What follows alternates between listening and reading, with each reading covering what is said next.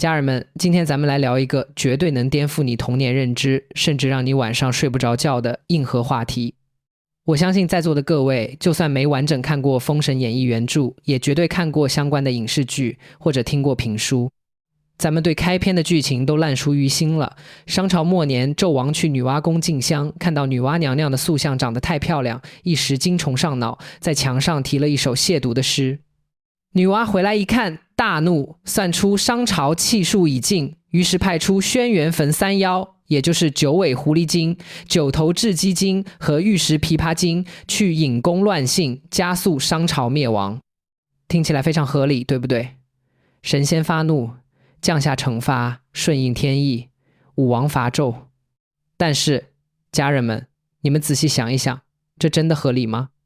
首先，女娲是谁？那是大地之母，是团土造人、炼石补天的创世级远古大神。在神话体系里，她的地位是祖师爷级别的。结果呢，就因为一个凡间帝王写了一首带点颜色的打油诗，他就气得跳脚，直接掀桌子要灭人家国家，这格局是不是太小了？这就好比你家楼下的小学生在你家大门上写了句“老王是个大笨蛋”，你堂堂一个上市公司董事长，会气得立刻去把小学生家的房子给拆了吗？其次，女娲掌管天下妖族，能飞的、能跑的、能吐水的多了去了，为什么偏偏挑中了一只九尾狐狸精？而且这只狐狸精下凡后干了那么多丧尽天良的事，造炮烙、挖比干心、敲碎孕妇的胫骨，天上的神仙们难道都是瞎子吗？为什么没有一个人出来阻止，反而任由他在那疯狂作恶？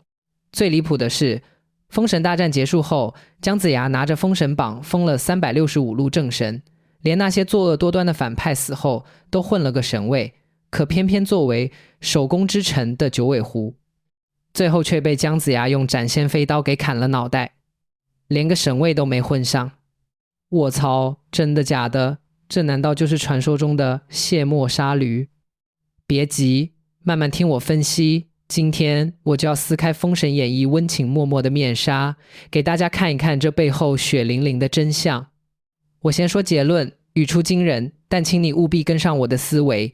女娲娘娘派妲己下凡，根本不是为了惩罚纣王，更不是为了顺应什么狗屁天意。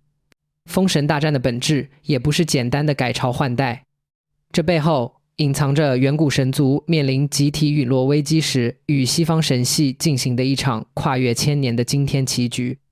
而妲己，也就是那只九尾狐，根本不是什么祸国殃民的妖妃，她是女娲亲手埋进天庭体制内的一个特洛伊木马。恭喜你，思维跟上了。接下来，咱们一层一层把这个千年大瓜给剥开。首先，我们要搞明白一个大前提。女娲为什么要搞这么大动静？她到底在焦虑什么？这就得从天庭这个机构的性质说起了。看过《西游记》和《封神演义》的都知道，封神大战的直接原因是昊天上帝，也就是后来的玉皇大帝，手底下没人了，需要招一批公务员去天庭上班。于是三教圣人、元始天尊、太上老君、通天教主签押了封神榜，把门下弟子填进去，去天庭打工。听起来是个好事，对吧？有编制了，但你仔细想想，那些修仙修道的人追求的是什么？是大自在，是逍遥天地，是我命由我不由天。去天庭当神仙意味着什么？意味着你要打卡上班，要受天条约束，要听玉帝的指挥，稍有不慎还要被贬下凡间，再受轮回之苦。这哪是当神仙啊，这分明是签了卖身契的高级打工仔。所以封神榜根本不是什么奖励，而是一个封印和收编的工具。上了榜，你的元神就被天庭锁死了，生生世世只能给天庭当牛做马。那么在这场天庭大扩张的权力游戏中，女娲处于什么位置？这就很尴尬了。女娲作为三皇之一的远古创世神，她的时代早就过去了。随着天庭政权的建立，以玉帝为首的新兴神系掌握了实权，而女娲这些远古神虽然名义上地位崇高，但实际上已经被彻底边缘化，成了被架空的名誉董事。你想，老娘辛辛苦苦造人补天，受了那么多罪，结果现在天庭开会，我连个座位都没有，实权全被玉帝和西方佛老给分了，这换谁谁不憋屈？女娲不甘心啊，她想要夺回属于远古神系的权利，或者至少要在天庭的权力分配中切下一块大蛋糕。但是硬刚肯定不行，天庭兵强马壮，三教圣人又签了封神榜，他拿什么刚？于是女娲把目光投向了封神榜，她意识到封神榜虽然是天庭收编神仙的工具，但这也是一个巨大的气运收集器。365路正神代表着天地间的365种法则和气运，如果能在封神榜上做手脚，污染这些气运，天庭的根基就会动摇。而要在封神榜上做手脚，就需要一个破局者，一个能名正言顺地搞出天大乱子，把水搅得极浑，让天庭无法顺利吸收气运的人。这个人就是九尾狐。那么为什么偏偏是九尾狐？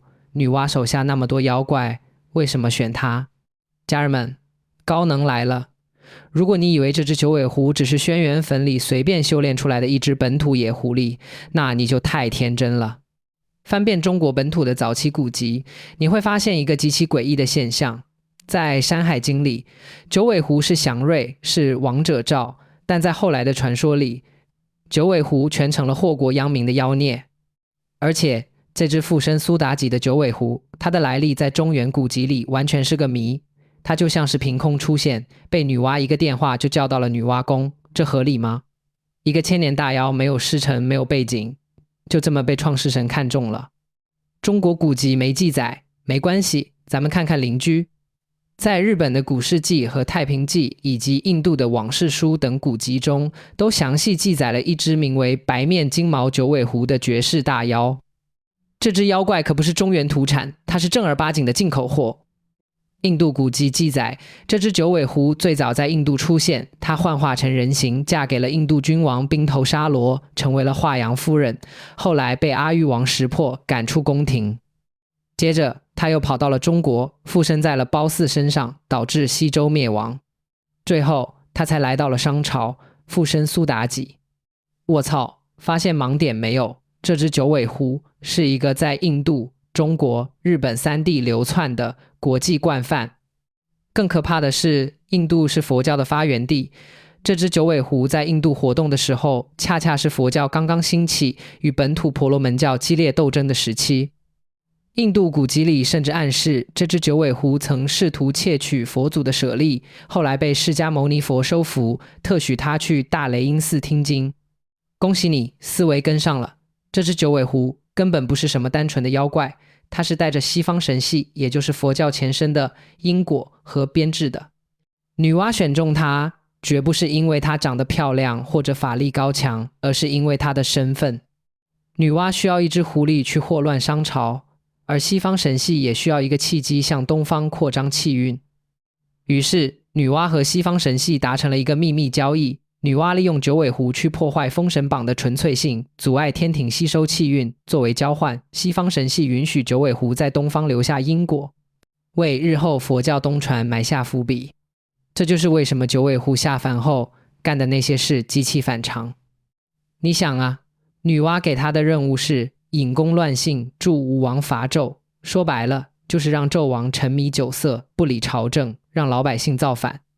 这任务其实很简单，妲己只要每天陪纣王喝酒跳舞，吹吹枕边风，排挤一下忠臣就行了。可是九尾狐是怎么干的？他发明了炮烙之刑，把人的手脚钉在烧红的铜柱上。他造了菜盆，把宫女扔进满是毒蛇蝎子的坑里。他甚至为了讨好纣王，敲碎孕妇的胫骨，看胎儿发育。挖出比干的心脏看是不是七窍玲珑？家人们，天上的神仙都是傻 X 吗？比干是商朝丞相，文曲星下凡，被挖心的时候，天上那么多神仙，连个出来救一下的都没有。杨戬能救黄飞虎，哪吒能救殷郊，怎么就救不了一个比干？真相只有一个，神仙们都在看戏。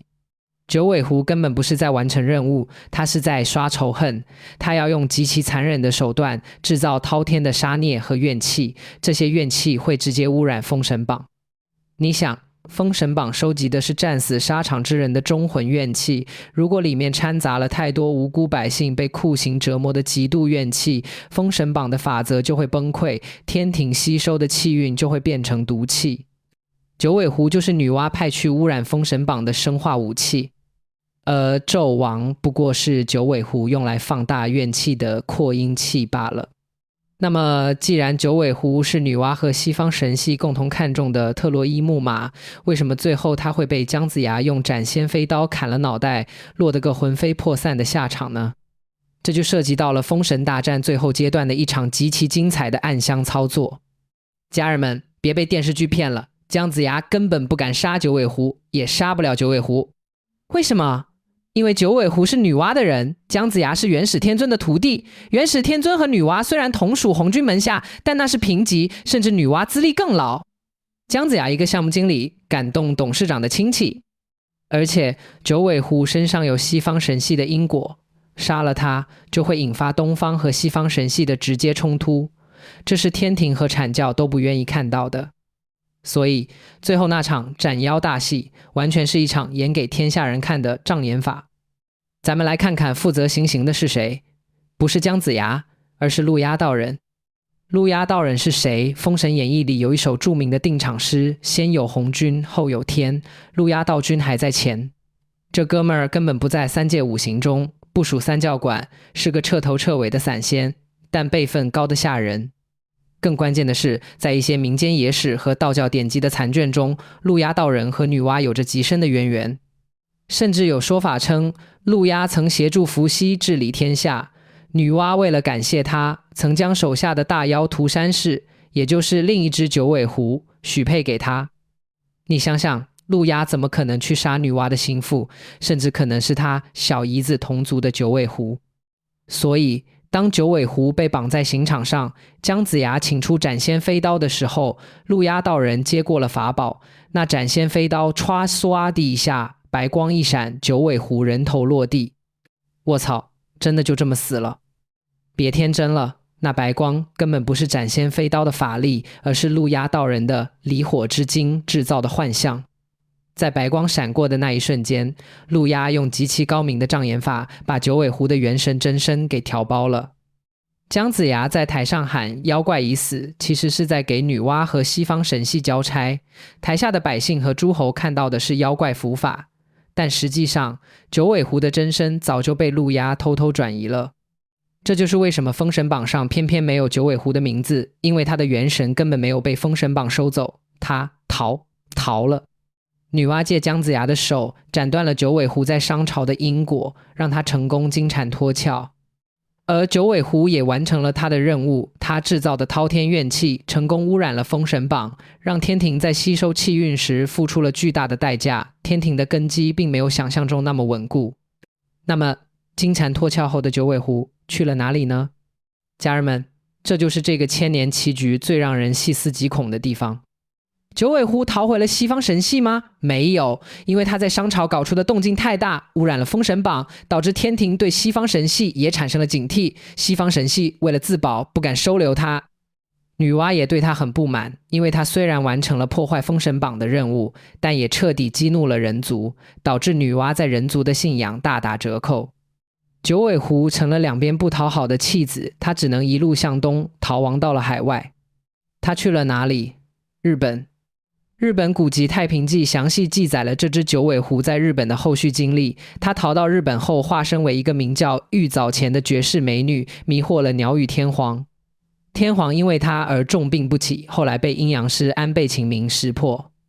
九尾狐在逃亡途中被安倍晴明率领的军队围剿，最终死在那须野，化作了一块巨大的毒石，也就是著名的杀生石。你看这个结局是不是和《封神演义》里九尾狐被斩仙飞刀斩杀对上了？其实日本传说中的玉藻前之死才是九尾狐真正的结局。他在日本被本土的阴阳道和神道教势力联合绞杀，元神不灭，只能化作杀生石。但这只老狐狸真的死透了吗？并没有。他在日本虽然肉身被毁，但他利用自己最后的力量，将自己的一部分元神融入了日本的本土信仰中。他摇身一变成为了日本民间广泛信仰的稻荷神的使者，也就是狐狸。直到今天，日本京都的福建稻荷大社依然香火鼎盛，成千上万的狐狸雕像矗立在那里。你以为日本人拜的是谁？他们拜的就是当年在商朝造炮烙、挖比干星的苏妲己背后的那只九尾狐。这就是蝴蝶效应。女娲和九尾狐的这场千年棋局，不仅影响了华夏的封神格局，甚至直接改变了日本的妖怪文化和神明体系。而在华夏这边，封神大战结束后，天庭虽然吸收了气运，但因为封神榜被九尾狐的怨气污染，天庭的运转一直不太顺畅。这也解释了为什么在《西游记》里，天庭面对孙悟空大闹天宫时显得那么拉胯，各路神仙纷纷下界当妖怪，天庭的权威大打折扣。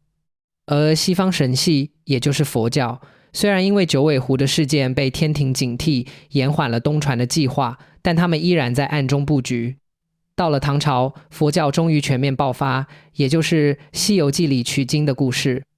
至于女娲，她虽然没能夺回天庭的实权，但也成功恶心了天庭一把。不过，她因为九尾狐事件，在人族的声望大跌。为了推卸责任，女娲直接甩锅给了狐族。从此以后，在华夏的民间传说里，狐狸从《山海经》里代表多子多福、王者之兆的祥瑞狐仙，彻底沦为了魅惑众生、祸国殃民的狐狸精。蒲松龄在《聊斋志异》里虽然给狐狸洗白了一些，但在主流文化里，狐狸精成了卑贱和淫荡的代名词。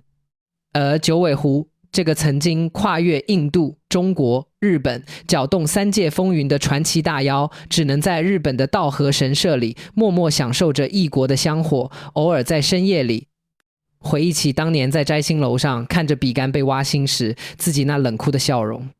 家人们，故事讲到这里，你以为就结束了吗？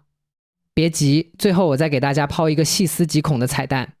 你们有没有想过，为什么在中国民间一直有狐仙信仰，尤其是在东北有五大仙之说，狐仙排在首位。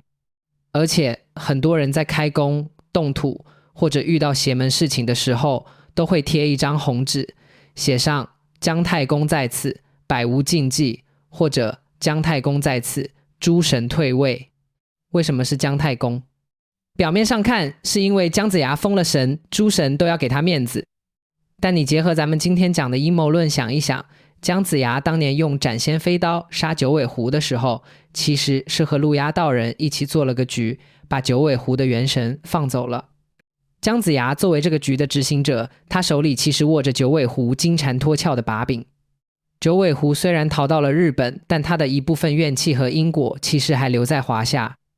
姜子牙之所以被民间尊为诸神退位的镇压者，不仅仅是因为他封了神，更是因为他是唯一一个能压制住九尾狐残留在华夏的那部分特洛伊木马元神的人。所以当你贴上姜太公在此的时候，你镇压的可能不仅仅是那些孤魂野鬼，还有那只跨越了千年试图再次搅动华夏气运的九尾狐的残魂。